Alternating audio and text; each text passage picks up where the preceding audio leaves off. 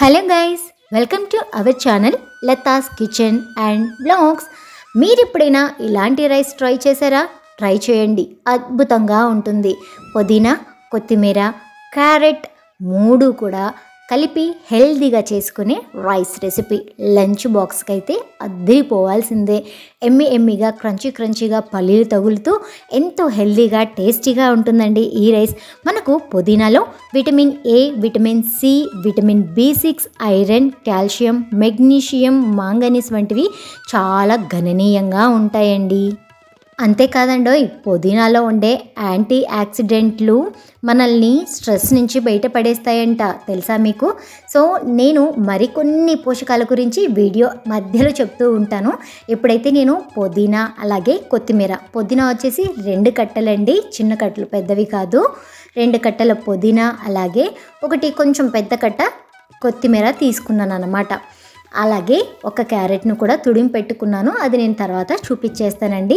ఇక్కడ చక్కగా కడిగి పక్కన పెట్టుకున్న పుదీనా ఆకుల్ని అలాగే మనకు కొత్తిమీర ఆకుల్ని, కొత్తిమీరకు కొంచెం తొడిమలున్నా పర్వాలేదు, ఎందుకు అంటే మనం మెత్తగా గ్రైండ్ చేస్తాం కాబట్టి కొద్దిగా తొడిమలున్నా ఇబ్బంది లేదు. మేము కొంచెం స్పైసీ తక్కువ తింటాం కాబట్టి పచ్చిమిర్చిని ఒక 2 అండి, ఇవి చాలా పొడుగ్గా ఉన్నాయన్నమాట. సో 2ని ముక్కలు చేస్తే అన్ని ముక్కలు అయ్యాయి. సో మీరు ఎక్కువ స్పైసీ కావాలి అనుకుంటే ఇంకో 2 పచ్చిమిరపకాయలు ఎక్కువైనా కూడా వేసేసుకోవచ్చు. అన్నీ వేసేసి చక్కగా గ్రైండ్ చేసుకోండి. ఏంటి అలాగే తిప్పేస్తే గ్రైండ్ అవుతుంది అనుకుంటున్నారా? అబ్బే, కొద్దిగా నీళ్ళని యాడ్ చేసుకుంటే కానీ మనకు ఇది పేస్ట్ లాగా తయారవదనమాట. ఈ మిశ్రమాన్ని పక్కన పెట్టి స్టవ్ వెలిగించి ఒక పాన్ పెట్టుకొని అందులో 2-3 టేబుల్ స్పూన్స్ ఆయిల్ని వేసుకొని కొద్దిగా చెక్క, కొద్దిగా లవంగా వేసుకొని కొంచెం సేపు వేయించుకోండి. ఆ తర్వాత కాసిన్ని పల్లీలను వేసుకొని లో ఫ్లేమ్లో దోరగా వేయించుకోండి. మీరు పల్లీలు ఎక్కువ కావాలి అన్నా వేసుకోవచ్చు, అది మీ టేస్ట్ పైన ఆధారపడి ఉంటుంది, మీ అభిరుచి పైన ఆధారపడి ఉంటుంది. మనము లో ఫ్లేమ్లో ఎందుకు వేయించుకోవాలి అంటే ఫుల్ ఫ్లేమ్లో వేయించుకున్నాం అనుకోండి పైన చూడటానికి కలర్ మారిపోతుంది కానీ లోపల పప్పు అనేది వేగదనమాట. అందుకోసం మనము ఇలా చక్కగా దోరగా లో ఫ్లేమ్లో వేయించుకొని ఒక కప్పులో తీసుకొని పక్కకు పెట్టేసుకోవాలి. ఇప్పుడు అదే ప్యాన్లోనే ఎటువంటి నూనెని యాడ్ చేయకుండా మనము సన్నగా పొడవుగా కట్ చేసి పెట్టుకున్న ఉల్లిపాయ ముక్కల్ని వేసుకొని చక్కగా దోరగా వేయించుకోవాలి. ఇవి ఒక 50% మగ్గిన సరిపోతుందండి. ఇప్పుడు మనం ఇందులోనే అల్లం వెల్లుల్లి పేస్ట్ని యాడ్ చేసుకుంటున్నాను. అల్లం వెల్లుల్లి పేస్ట్ తినని వాళ్ళు ఎవరైనా ఉంటే లేదా ఫాస్టింగ్ ఉన్న టైంలో ఈ అల్లం వెల్లుల్లి పేస్ట్ని, ఉల్లిపాయని మనం స్కిప్ చేస్తే ఫాస్టింగ్ ఉన్న టైంలో కూడా ఈ రెసిపీని మనము ట్రై చేయొచ్చు అనమాట. సో ఇప్పుడు అల్లం వెల్లుల్లి పేస్ట్ పచ్చివాసన పోయేంత వరకు వేయించుకున్న తర్వాత ఒక 2 క్యారెట్లను చక్కగా తురిమేసి ఇందులో వేసేసుకోండి. మనం తురిమాం కాబట్టి క్యారెట్ మగ్గటానికి ఎక్కువ అవసరం ఉండదు, అంటే మనం ఎక్కువసేపు వేయించుకోవాల్సిన పని లేదనమాట. క్యారెట్ తురుము తొందరగా మగ్గిపోతుందండి. సో ఇలా మూత పెట్టుకొని మధ్యలో కలుపుకుంటూ చక్కగా మగ్గించుకుంటే మనకు ఈ క్యారెట్ అలాగే ఆనియన్స్ కూడా చక్కగా మగ్గిపోతాయి అన్నమాట. ఇప్పుడు ఇందులో మనము కొద్దిగా పసుపుని యాడ్ చేసుకోవాలి. ఎందుకు అంటే పుదీనా మనం వాటర్ వేసి మిక్సీ చేసాం కదా, కొద్దిగా కలర్ చేంజ్ అయినట్లు డార్క్ కలర్లో కనిపిస్తుంది అనమాట. కానీ పిల్లలు కలర్ఫుల్గా ఉంటేనే తింటారు కదా. అంతేకాకుండా మనకు పసుపులో యాంటీబయాటిక్ అంటాం కదా, సో ఇటువంటి గుణాలు ఉంటాయి కాబట్టి మనం చక్కగా పసుపు వేసుకుంటే కలర్ఫుల్గాను ఉంటుంది, హెల్దీగాను ఉంటుంది. చూస్తున్నారు కదా, ఇలా చక్కగా మగ్గించుకోండి. ఫస్ట్ అయితే క్యారెట్ కూడా మగ్గిన తర్వాత కొత్తిమీర, పుదీనా పేస్ట్ ఉంది కదండి, ఆ పేస్ట్ మొత్తం వేసేసుకోవచ్చండి. ఎందుకంటే మనం పచ్చిమిర్చి తక్కువగా యాడ్ చేసాం కదా, స్పైసీ అనేది మాకు కరెక్ట్గా సరిపోయిందండి. చూడండి, ఇలాగా పుదీనా పేస్ట్ కూడా వేసుకొని ఈ పుదీనా కూడా కొద్దిగా పచ్చి వాసన పోయే వరకు చక్కగా లో ఫ్లేమ్లో వేయించుకోండి. మీకు టైం లేదు అనుకుంటే ఫుల్ ఫ్లేమ్లో వేయించుకున్నా ఏమీ అవ్వదన్నమాట. ఇప్పుడు ఇందులోనే 1/2 టేబుల్ స్పూన్ ధనియాల పొడి, 1/2 టేబుల్ స్పూన్ జీలకర్ర పొడి, 1 టీ స్పూన్ కొద్దిగా చాట్ మసాలా కూడా యాడ్ చేశానండి. ఎందుకు అంటే ఈ పుదీనా చాట్ మసాలా కలిస్తే ఎలా ఉంటుందో తెలుసా? పానీపూరి టేస్ట్ వస్తుందన్నమాట.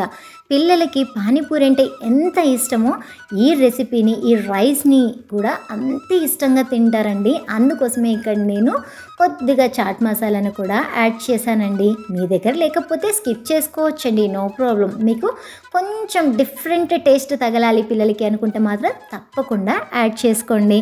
ఇప్పుడు ముందుగానే ఉడికించి పెట్టుకున్న అన్నాన్ని ఇందులో యాడ్ చేసుకుంటున్నానండి. దగ్గర దగ్గర ఒక 2 కప్పులు రైస్ పడుతుందన్నమాట దీనికి. సో మనం అన్నము వండిన వెంటనే వేడి మీద కలిపామనుకోండి, మెతుకులు అనేది విరిగిపోతాయి అన్నమాట. అందుకోసం మనము అన్నాన్ని ఒక ప్లేట్లోకి తీసుకొని చల్లారనివ్వాలి. ఫ్యాన్ కింద పెట్టినా చాలండి, టైం ఉంది అంటే కొంచెం సేపు అలా బయట పెట్టినా సరే ఈ చలికి వెంటనే చల్లగా అయిపోతుంది అనమాట. ఇప్పుడు రుచికి సరిపడా ఉప్పును కూడా యాడ్ చేసుకొని అన్నింటినీ కూడా చక్కగా కలిపేసుకోండి. మనకు ఎంతో ఎంతో యమీ టేస్టీ అయిన పుదీనా కొత్తిమీర రైస్ అనేది మనకు తయారైపోతుందండి. మీకు ఈ రెసిపీ నచ్చిందా? తప్పకుండా ట్రై చేయండి. అలాగే వీడియోని ఒక లైక్ చేసి మీ సపోర్ట్ని నాతో పంచుకోండి.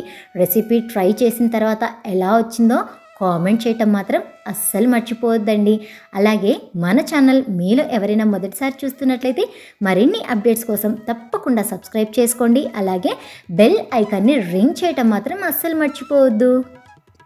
కొత్తిమీరలో డైటరీ ఫైబర్, మ్యాంగనీస్, ఐరన్ మరియు మెగ్నీషియం చాలా పుష్కలంగా ఉంటాయండి. అంతేకాకుండా విటమిన్ సి, విటమిన్ కే మరియు ప్రోటీన్లు కూడా పుష్కలంగా ఉంటాయంట. Calcium, phosphorus, potassium, thiamine, niacin మరియు కెరటిన్లు కూడా అధికంగా ఉంటాయంటండి. చూస్తున్నారు కదా, అంతా కలుపుకొని ఒక్కసారి ఉప్పు సరిపోయిందో లేదో చెక్ చేసుకొని మనకు తక్కువగా అనిపిస్తే కొంచెం యాడ్ చేసుకొని కలుపుకుంటే సరిపోతుంది. నాకైతే ఇక్కడ అన్నీ కరెక్ట్గా సరిపోయాయండి. పైనుంచి పల్లీలను చల్లుకొని సర్వ్ చేసేయండి. పల్లీలు ముందే మనం వేసుకుంటే క్రిస్పీనెస్ అనేది ఉండదు. అందుకోసం నేను చివర్లో పల్లీలని యాడ్ చేశాను అన్నమాట. ఇదే మన రెసిపీ యొక్క సీక్రెట్ అని చెప్పచ్చు. సో తప్పకుండా ట్రై చేయండి. ఎలా వచ్చిందో కామెంట్ చేయటం మర్చిపోవద్దు.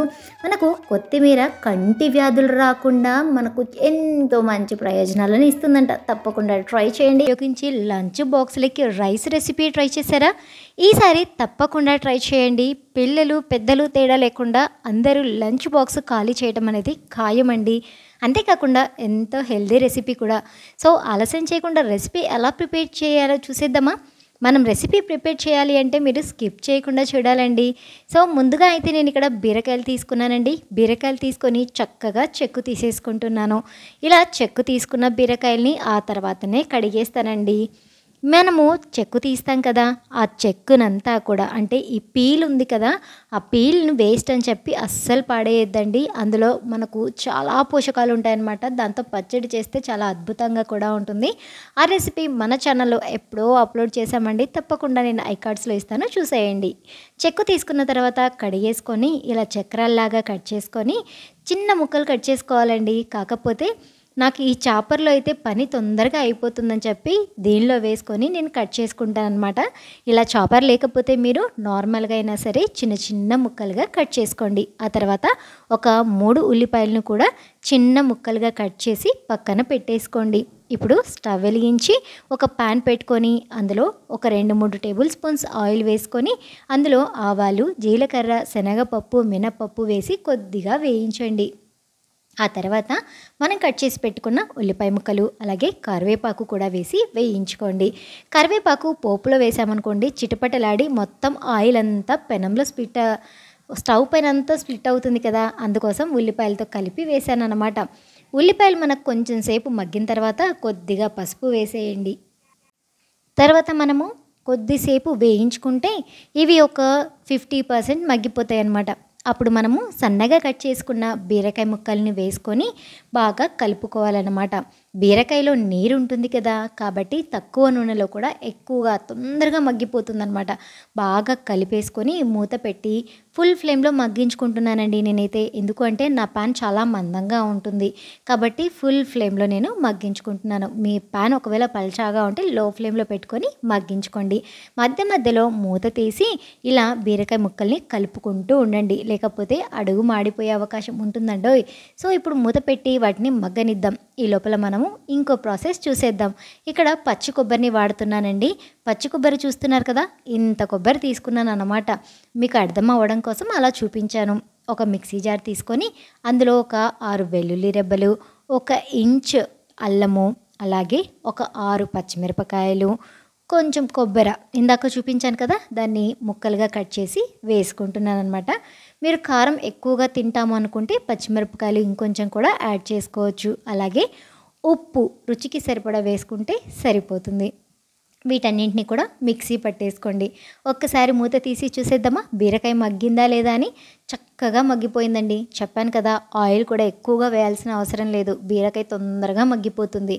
మనం మిక్సీ పట్టుకున్న పేస్ట్ని, పచ్చిమిర్చి కొబ్బరి పేస్ట్ ఉంది కదా, ఆ పేస్ట్ని ఇప్పుడు వేసేసుకొని చక్కగా బీరకాయ ముక్కలకు పట్టేలాగా బాగా కలుపుకొని ఫుల్ ఫ్లేమ్లోనే కొంచెం సేపు మగ్గించుకోండి. ఇప్పుడు మూత పెట్టద్దు, ఎందుకంటే బీరకాయలో ఉన్న నీరు కొంచెం ఆవిరైపోవాలన్నమాట. అట్లా నీరన్నీ ఆవిరైపోయిన తర్వాత కట్ చేసి పెట్టుకున్న కొత్తిమీరను కూడా వేసేసుకొని స్టవ్ ఆఫ్ చేసుకొని ఒక్కసారి కలిపేసుకోండి. కొత్తిమీర ఆ వేడికి మగ్గిపోతుందన్నమాట. ఇప్పుడు ఆల్రెడీ వండుకున్న అన్నాన్ని కొద్దిగా చల్లార్చి మనము రైస్ కలుపుకోవాలి. వేడి మీద రైస్ కలిపామనుకోండి మెతుకులు విరిగిపోతాయి అన్నమాట. చూస్తున్నారు కదా, ఇప్పుడు మనం ప్రిపేర్ చేసుకున్న బీరకాయలు రైస్ వేసేసి చక్కగా కలిపేసుకుంటే మనకు లంచ్ బాక్స్ 4 నిమిషాల్లో రెడీ అయిపోయిందండి. చాలా బాగుంటుందండి. తప్పకుండా ట్రై చేయండి. ఆలస్యం ఎందుకు, రేపే ట్రై చేయండి. సో వీడియో నచ్చిందని అనుకుంటున్నాను. నచ్చితే మీ సపోర్ట్ని ఒక లైక్ చేసి నాకు తెలియచేయండి. అలాగే ఏదైనా డౌట్ ఉంటే కామెంట్ రూపంలో మెన్షన్ చేయండి. లేదా రెసిపీ ఎలా అనిపించింది, ట్రై చేశారా లేదా అన్నది కామెంట్ సెక్షన్లో మెన్షన్ చేయండి. నెక్స్ట్ మనము థర్డ్ రెసిపీ ఎలా ప్రిపేర్ చేయాలో చూసేద్దాం. ఇప్పుడు మనము ఒక పాన్ తీసుకొని అందులో 2 టేబుల్ స్పూన్స్ నెయ్యి వేసుకొని మసాలా దినుసులు కూడా వేసుకోవాలన్నమాట. దాంతోపాటు కొద్దిగా బిర్యానీ ఆకు వేసి వీటిని చక్కగా వేయించుకోవాలి. ఆ తర్వాత 1 టేబుల్ స్పూన్ జీలకర్ర, ఆ తర్వాత 1 గుప్పెడు జీడిపప్పులను కూడా వేసుకొని కొంచెం సేపు వేయించుకున్నాక అల్లం వెల్లుల్లి పేస్ట్ కూడా వేసుకొని ఆ పచ్చి వాసన పోయే వరకు వేయించుకోవాలి. ఆ తర్వాత పచ్చి బఠానీ వేసుకొని మనం కొంచెం సేపు వేయించుకోవాల్సి ఉంటుంది. నా దగ్గర పచ్చి బఠానీ మొలకలు వచ్చాయని చెప్పి మీరు కూడా అవే వాడాలి అని అస్సలు అనుకోవద్దండి. మీ దగ్గర ఉన్న ఏ పచ్చి బఠానీ అయినా సరే వేసుకోవచ్చు. ఇప్పుడు మూత పెట్టి కొంచెం సేపు మగ్గించుకోవాలి. బఠానీ అన్నంతో పాటు ఉడకదండి. అందుకోసం నేను ముందుగా కొంచెం సేపు మధ్య మధ్యలో మూత తీస్తూ కలుపుకుంటూ వాటిని చక్కగా మగ్గించుకున్నాను. ఇప్పుడు 2 కప్పుల బియ్యాన్ని ముందే కడిగి పెట్టేసుకున్నానండి. దానికి 1కి 2 నీళ్లు పోసుకున్నాను. ఇందులోనే రుచికి సరిపడా ఉప్పు, పుదీనా, కొత్తిమీర అన్నీ వేసి చక్కగా కలుపుకొని మూత పెట్టి ఉడికించుకోండి. అంతే, ఎంతో రుచికరమైన జీరా మటర్ పులావ్ రెడీ అయిపోయింది. గుమగుమలాడే వాసనతో బాగా టేస్టీగా ఉందండి. మటర్ పులావ్తో పాటు మీకు ఈ కర్రీ కావాలి అంటే మన ఛానల్లో ఆల్రెడీ వీడియో అప్లోడ్ చేసామండి, చెన్నా దాల్ తడకా. అది ఎలా ప్రిపేర్ చేయాలి అన్నది ఛానల్లోకి వెళ్ళి ఒకసారి చూసేయండి. 4th రెసిపీ అవిసె గింజల రైస్ అండి. వారానికి ఒక్కసారైనా సరే ఇలాంటి రెసిపీని తప్పకుండా ట్రై చేయాలి. చాలా టేస్టీగా ఉంటుందండి, చాలా హెల్దీ కూడా. హలో శ్రీకర్, ఏం చేస్తున్నావు? ఏం వంట చేస్తావు ఇవాళ? హెల్దీ రైస్ చేసి చూపిస్తావా? ఓకే, స్టార్ట్ చేద్దామా? Very good. ఏంటివి శ్రీకర్? Flax seeds. మరి ఫ్లాక్స్ సీడ్స్ అంటే తెలియని వాళ్ళకు ఏమని చెప్పచ్చు? అవిసె గింజలు అని చెప్పచ్చు. Very good. ప్యాన్లో వేసేద్దాం, ఫ్రై చేసేద్దాం. కొంచెం సేపు అలా ఫ్రై చేసుకొని తీసి కప్లో పెట్టేసుకోవాలి. హో, ఫ్రై అయిపోయాయా? Very good. హో, నెక్స్ట్ ఏం చేయాలి? ఉరద్ దాల్ వేసి ఫ్రై చేసుకోవాలి. వేసిద్దామా?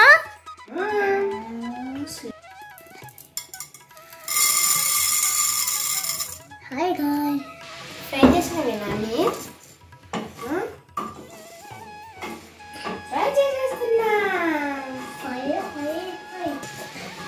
ఇంతకీ క్వాంటిటీ చెప్పలేదు. 2 tablespoons of flax seeds, 1 tablespoon of urad dal. Very good.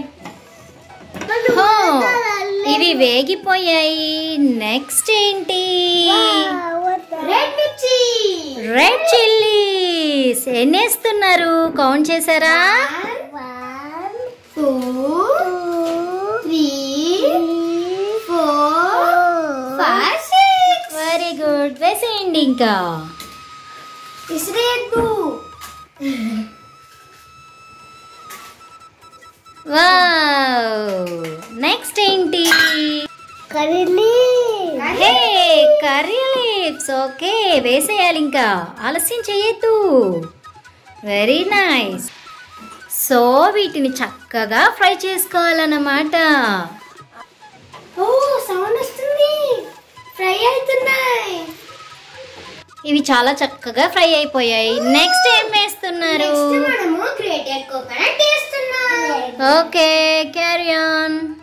Let's go. Very good. ఇప్పుడు ఫ్రై చేసేద్దాం. మనకి ఈ రైస్ లో అనేది కొంచెం టేస్ట్ ఇస్తుంది. 1 2 వేస్ట్. ఇప్పుడు మనం గార్లిక్ 4 పీసెస్ వేసుకోవాలన్నమాట. అవును. కర్రీ లీవ్స్ చూడండి ఎట్లా అయిపోయాయో. అన్నీ మంచిగా ఫ్రై అయిపోయాయి. నెక్స్ట్ ఏం వేస్తున్నారు? లాస్ట్ లో మనం కొంచెం టామరిన్ వేసుకోవాలి. మనకి దీని మీద ఒక కవిత ఉంది. చింత చచ్చిన పులుపు చావదు.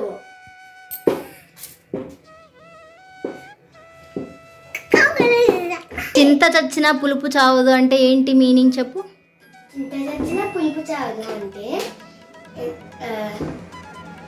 ఎట్లాంటి దీన పరిస్థితిలోనైనా తన ఆత్మవిశ్వాసాన్ని కోల్పోకుండా ఉండేవాడి గురించి చింత చచ్చిన పులుపు చావదు అని అంటారు. మీకేం తెలుసు? మళ్ళీ చెప్పు. దానికి తెలీదా? తెలుసురా. దానికి చెప్పాలి. చెప్పకపోతే ఎట్లా? అవన్నీ చల్లారిన తర్వాత రుచికి సరిపడా ఉప్పు వేసి మెత్తగా మిక్సీ పట్టుకోవాలి.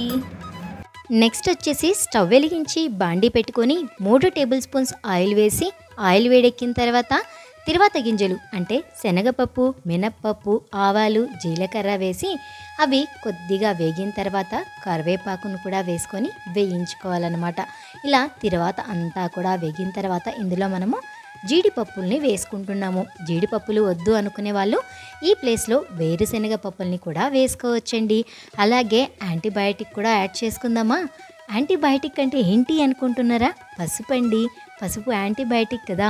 సో మనం వంటల్లో కంపల్సరీ యాడ్ చేసుకోవాలి. సో ఇవి బాగా వేగిన తర్వాత జీడిపప్పులు దోరగా వేగిన తర్వాత మనం మిక్సీ పట్టుకున్న హెల్దీ పౌడర్ ఉంది కదా, అవిసె గింజల పొడి. చాలా హెల్దీ రైస్ అండి. వారానికి ఒక్కసారైనా సరే పిల్లలకి చేసి పెట్టండి. ఇలా మనము ఆ పౌడర్ కూడా వేసేసుకొని కొంచెం సేపు వేయించుకోవాలన్నమాట. మీరు ఈ పౌడర్ని ముందు రోజైనా సరే చేసి పెట్టుకోవచ్చు, లేదా చాలా ఎక్కువగా చేసుకొని ఒక 1 మంత్ వరకు బాక్స్లో అయినా స్టోర్ చేసుకోవచ్చు. ఇన్ కేస్ 6 డేస్ ఉన్నాయనుకోండి, ఆ టైంలో జస్ట్ తిరువాత వేసేసి మనము అన్నం వండేసుకొని కలుపుకున్నా కూడా సరిపోతుందన్నమాట. కాబట్టి ఎంతో టేస్టీ అండ్ హెల్దీ అయిన ఈ రెసిపీకి ఒక్క లైక్ చేసి మీ సపోర్ట్ని తెలియజేస్తారని చెప్పి ఆశిస్తున్నానండి. వీడియో నచ్చిందా? తప్పకుండా రేపే ట్రై చేయండి. మీ పిల్లలకు లంచ్ బాక్స్లో అవిసె గింజల రైస్ని పెట్టండి. ఎలా ఉందో కామెంట్ చేయండి. తప్పకుండా కామెంట్ చేస్తారని కూడా ఆశిస్తున్నానండి. మీరు హలో ఎవ్రీవన్, లంచ్ బాక్స్ కోసం ఏం చేయాలి అని ఆలోచిస్తున్నారా? మీరు ఎప్పుడైనా చేసారా? క్యాబేజీ రైస్ చాలా బాగుంటుందండి. తప్పకుండా లైక్ చేయండి, షేర్ చేయండి, సబ్స్క్రైబ్ చేసుకోండి. సో ముందుగా అయితే స్టవ్ వెలిగించి ప్యాన్ పెట్టుకొని ఒక 3 టేబుల్ స్పూన్స్ ఆయిల్ వేసుకోండి. అందులో ఒక 3 టేబుల్ స్పూన్స్ వేరుశనగ పప్పుల్ని లో ఫ్లేమ్లో దోరగా వేయించి పక్కకు తీసి పెట్టేసుకోండి. ఇప్పుడు అదే ఆయిల్లో కొద్దిగా ఆవాలు, జీలకర్ర, ఒక ఉల్లిపాయ ఇలా పొడవుగా కట్ చేసి వేసుకొని వేయించుకోండి. అవి కొద్దిగా వేగిన తర్వాత న్యూడిల్స్ లాగా కట్ చేసుకున్న క్యాబేజీ అలాగే కొద్దిగా పసుపు వేసి మూత పెట్టి బాగా చక్కగా మగ్గించుకోండి. అదొక 50 to 60% మగ్గిన తర్వాత 1 కప్పు క్యారెట్ తురుమును కూడా యాడ్ చేసుకోండి. ఈ క్యారెట్ తురుము క్యాబేజీ కూడా అంతా మగ్గిపోయిన తర్వాత రుచికి సరిపడా ఉప్పు, 1 టేబుల్ స్పూన్ ఎండుకారం పొడి, 1/2 టేబుల్ స్పూన్ గరం మసాలా వేసి చక్కగా కలిపేసుకోండి. ఆ తర్వాత ఉడికించిన అన్నాన్ని అలాగే ఒక గుప్పెడు కొత్తిమీరని వేసుకొని చక్కగా కలిపేసుకొని అలాగే వేయించి పక్కకు తీసి పెట్టుకున్న పల్లీలను కూడా వేసుకొని అంతా మిక్స్ చేసుకొని సర్వ్ చేసేయండి.